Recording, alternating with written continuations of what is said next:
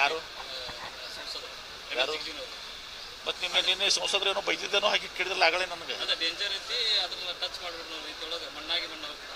ಬರೀ ಡೇಂಜರ್ ಅಂದರು ಮತ್ತೆ ಬೇರೆ ಶಬ್ದನ ಉಪಯೋಗಿಸರು ಮತ್ತೆ ಅದನ್ನ ಹೇಳಿ ನೀವು ಹಾಕಿದ್ರೆ ನಾ ಏನು ಮಾತಾಡೋಲ್ಲಪ್ಪ ಅದನ್ನು. ಆಮೇಲೆ ನಿಮ್ಮ ಇದು ಸಂಸದರು ಇನ್ನೂರು ಯಾವ 12ನೇ ಶತಮಾನಕ್ಕಿಂತ ಮುಂಚಿತ ಇದಕ್ಕೆ ಕಾಡ್ತಾರೆ. 11ನೇ ಶತಮಾನದಲ್ಲಿ 12ನೇ ಶತಮಾನದಲ್ಲಿ ಬಸವಾದಿ ಶರಣರು, ಅದು ಬಸವ ಜನ್ಮಭೂಮಿ, ಇದು ಬಸವಣ್ಣರು ಹುಟ್ಟಿದಂಥ ಭೂಮಿ. ಈ ಬಸವ ಭೂಮಿಯಲ್ಲಿ ನೀವು ದಲಿತರಾಗಿ ನೀವು ಪ್ರಶ್ನೆ ಮಾಡಬಾರ್ದು ಅಂತಂದ್ರೆ ಸಮಾನತೆ ಇಲ್ವಾ? ಇನ್ನು ತನ್ನ ದಲಿತರಿಗೆ ಸಮಾನತೆ ಇಲ್ವಾ? ಇನ್ನು ಅಸ್ಪೃಶ್ಯತೆ ಅಸಮಾನತೆ ಇವತ್ತು ಕೂಡ ಇದೆಯಾ? ಇವರು ಮಾದರಿ ಆಗ್ಬೇಕಾದಂಥವ್ರು. ಯಾರೊಬ್ಬ ಸಣ್ಣ ಮನುಷ್ಯ ಮಾತಾಡಿದ್ರೆ ಬೇರೆ ಅದ. ಒಬ್ಬ ಸಂಸದರಾಗಿ 6-7 ಬಾರಿ ಸಂಸದರಾಗಿ, ಸಚಿವರು, ಕೇಂದ್ರ ಸಚಿವರಾಗಿ, ರಾಜ್ಯದಲ್ಲಿ ಸಚಿವರಾಗಿ, ಒಬ್ಬ ಹಿರಿಯ ನಾಯಕರಾಗಿ ಇಷ್ಟು ಏನು ನೀವು ಕೆಳಮಟ್ಟಕ್ಕೆ ಒಂದು ದಿವಸ ಆತ್ಮಗೌರವ ಇಲ್ಲ ಅಂದಂಗೆ ಆಯ್ತಲ್ಲ ಅವ್ರಿಗೆ. ಆತ್ಮಗೌರವ ಇಲ್ಲಾರ್ದಂತ ಒಬ್ಬ ಸಂಸದರು ಇವರು. ಇದನ್ನೇ ಕಲಿಸ್ತೀರಾ ಯುವಕರಿಗೆ? ನಿಮ್ಮ ದಲಿತ ಯುವಕರೆಲ್ಲರೂ ಹೇಳಿಗಳಾಗ್ಬೇಕಾ? ಯಾರು? ಹೌದಾ? ಅಂದ್ರೆ ಇದನ್ನ ಕಲಿಸ್ತಾರ ಅಂದಂಗೆ ಆಯ್ತು ನಮ್ಮ ಸಂಸದರು. ಬಾಬಾ ಸಾಹೇಬ್ ಅಂಬೇಡ್ಕರ್ ಎಲ್ಲೋದ್ರು? ಬಸವಣ್ಣವ್ರು ಎಲ್ಲೋದ್ರು?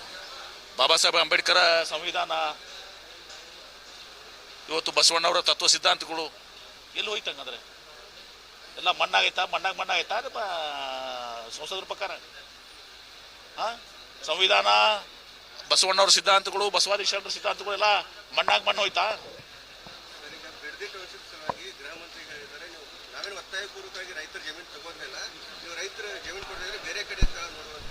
ನನಗೆ ಗೊತ್ತಿಲ್ಲ, ನಾನು ಕೇಳಿಲ್ಲ, ಸ್ಟೇಟ್ಮೆಂಟ್ ನೋಡಿಲ್ಲ. ಮುಖ್ಯಮಂತ್ರಿಗಳು ಅದನ್ನ ಬಗೆಹರಿಸ್ತಾರೆ.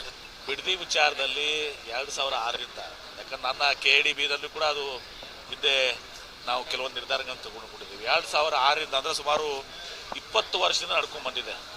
20 ವರ್ಷದಲ್ಲಿ ಎಲ್ಲ ರಾಜಕೀಯ ಪಕ್ಷಗಳು, ಕಾಂಗ್ರೆಸ್ಸು, ಜನತಾದಳ, BJP ಎಲ್ಲರೂ ಕೂಡ ಒಂದು ದಿವಸ ಅದರಲ್ಲಿ ಆಡಳಿತದಾಗಿದ್ದರು. ಅದನ್ನು ಪ್ರಾರಂಭ ಮಾಡಿದ್ದೇ ಒಂದು ದಿವಸ 2006ರಲ್ಲಿ SD ಕುಮಾರಸ್ವಾಮಿ ಅವರು ಬಿಡದಿ ಟೌನ್ಶಿಪ್ ಸಲುವಾಗಿ. ಮುಂದೆ DLFನವ್ರು ಬಂದರು, ಅವರು ಅಲ್ಲ ಅಂತ ಬಿಟ್ಟು ಹೋದರು. ಮುಂದೆ ಅದನ್ನು IT ಪಾರ್ಕಿಗೆ ಇದು ಮಾಡಿದ್ರು, ಅವರು ಇಲ್ಲ ಅಂತ ಹೇಳಿದ್ರು. ಹೀಗಾಗಿ ಇದೆಲ್ಲ ಭಾಳಷ್ಟು ನೀರು ಹರಿದೋಗಿದೆ. ಆ ಸಂದರ್ಭದಲ್ಲಿ ಯಾವುದೇ ಒಂದು ನಿರ್ಧಾರ ತೆಗೆದುಕೊಳ್ಳಾರ್ದೆ ಈಗ ರಾಜಕೀಯವಾಗಿ ಒಂದು ದಿವಸ ಇದು ಜಿದ್ದ ರಾಜಕಾರಣ. ಇವತ್ತು ದಿವಸ DK ಶಿವಕುಮಾರ್ ಅವರು ಮುಖ್ಯಮಂತ್ರಿಗಳಾಗಿ ಇವತ್ತು ಆಗೋದ್ರಿಂದ ಜನತಾದಳದವರು ಇದೊಂದು ರಾಜಕೀಯ ಇದನ್ನೊಂದು ಬೇಳೆ ಬೇಯಿಸ್ಕೊಳ್ಳೋಕ್ಕೆ ಕೆಲಸವನ್ನು ಮಾಡ್ತಾರೆ. ತಾವು ಅಧಿಕಾರದಿಂದ ಕುಮಾರಸ್ವಾಮಿ ಅವರು ಬಿಡ್ಬೋದಾಗಿತ್ತಲ್ಲ ಅದನ್ನ. ಅದು ಮುಖ್ಯಮಂತ್ರಿಗಳು ಸೂಕ್ತವಾದ ನಿರ್ಧಾರ ತೆಗೆದುಕೊಳ್ತಾರೆ.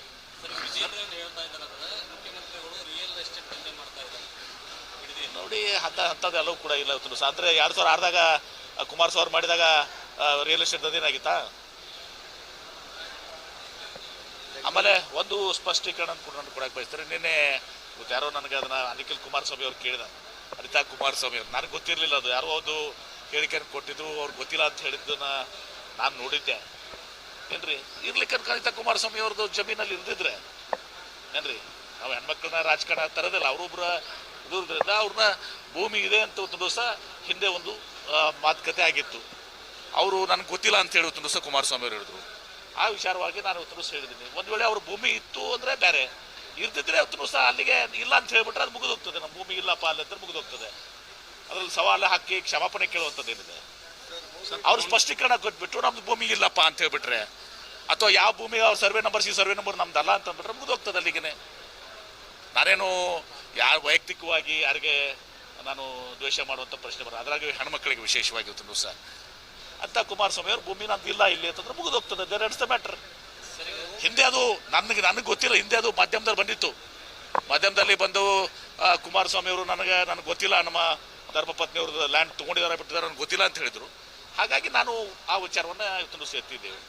ಹಾಗೇನಾದರೂ ಇಷ್ಟಕ್ಕೂ ಕೂಡ ಅವ್ರ ಜಮೀನಿಗೆ ಇರ್ದಿದ್ರೆ, ಅವ್ರ ಮನಸ್ಸಿಗೆ ನೋವಾಗಿದ್ರೆ ವಿಷಾದ ವ್ಯಕ್ತಪಡಿಸ್ತೀವಿ. ಅದಕ್ಕೆ ಸಿದ್ದರಾಮಯ್ಯ ಅವರು ಕೇರಳ ಪ್ರವಾಸ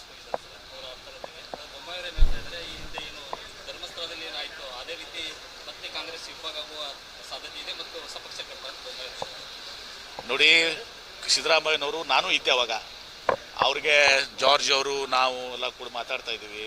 ಸರ್ ನಿಮಗೊಂದು ಸ್ವಲ್ಪ ರೆಸ್ಟ್ ಬೇಕು, ಭಾಳಷ್ಟು ಇದು ಆಗಿದೆ ಅಂಥೇಳಿ ಜಾರ್ಜ್ ಅವ್ರವ್ರನ್ನ ದಿವಸ ನಮ್ಮ ಇದಕ್ಕೆ ಬರ್ರಿ, ಅವ್ರ ಜಾರ್ಜ್ ಅವ್ರದ್ದು ಮನೆ ಇದೆ, ಅವ್ರ ಮನೆ ಇದೆ ಅಲ್ಲಿ ದಿವಸ ಅಲ್ಲಿ ಫಾರ್ಮ್ ಹೌಸ್ ಇದು ದಿವಸ ಅದಕ್ಕೆ ಜಾರ್ಜ್ ಅವ್ರಿಗೆ ಮೂಲ ಅವರ ವಂಶಸ್ತ್ರದ ಒಂದು ಇದು ಇದೆ, ಬರ್ರಿ ಒಂದು 2-3 ದಿವಸ ರೆಸ್ಟ್ ತಗೋರಿ ಅಂತ ನನ್ನ ಮುಂದೆನೇ ಆಗಿದ್ದು.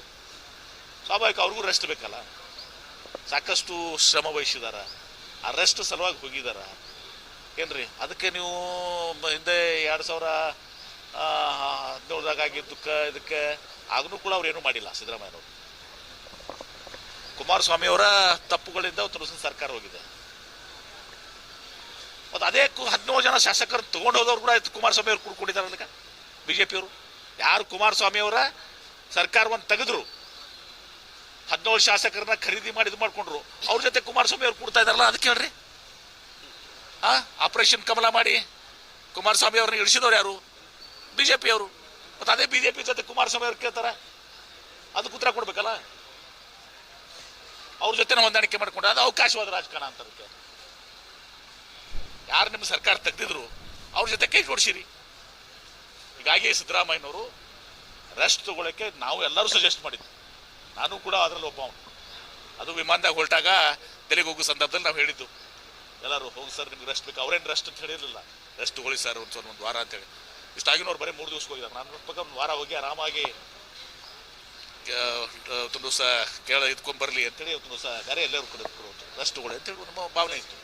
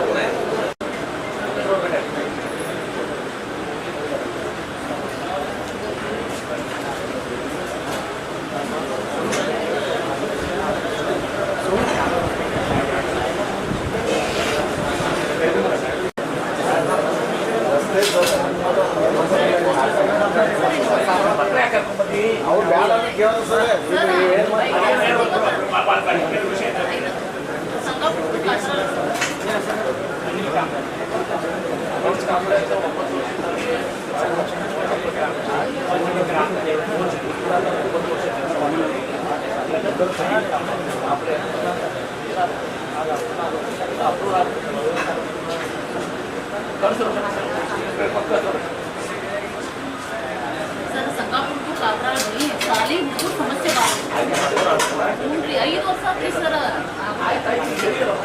ವಯಸ್ಸಾದವ್ರಿ, ಸಣ್ಣ ಮಕ್ಕಳು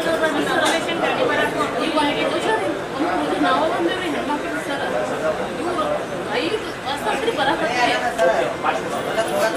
ಮಾಡಿಸ್ಕೊಡ್ತೀರಪ್ಪ